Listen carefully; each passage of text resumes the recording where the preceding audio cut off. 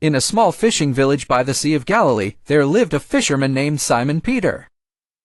He was a devoted follower of Jesus and witnessed many of the miracles performed by the Lord. Peter, despite his strong faith, was a man prone to moments of doubt and fear. One fateful night, as Jesus had predicted, Peter denied the Lord 3 times before the rooster crowed. Overcome with shame and regret, he wept bitterly at his betrayal. But what if Jesus hadn't forgiven Peter as the Gospel tells us he did? Without Jesus' forgiveness, Peter would have continued to wallow in his misery, distancing himself from the other apostles.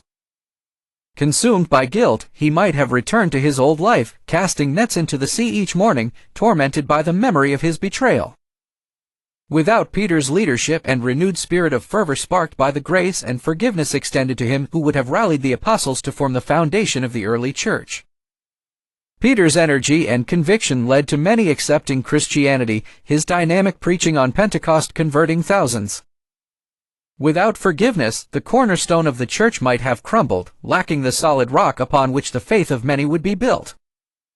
The story of Peter is not just one of failure but of redemption and grace, a testimony that God does indeed offer second chances.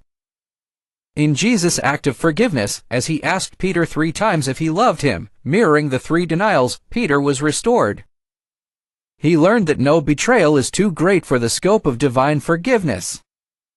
This story teaches that even when we falter, God's grace can restore us, allowing us to fulfill the purpose He has for us. For I will forgive their wickedness and will remember their sins no more.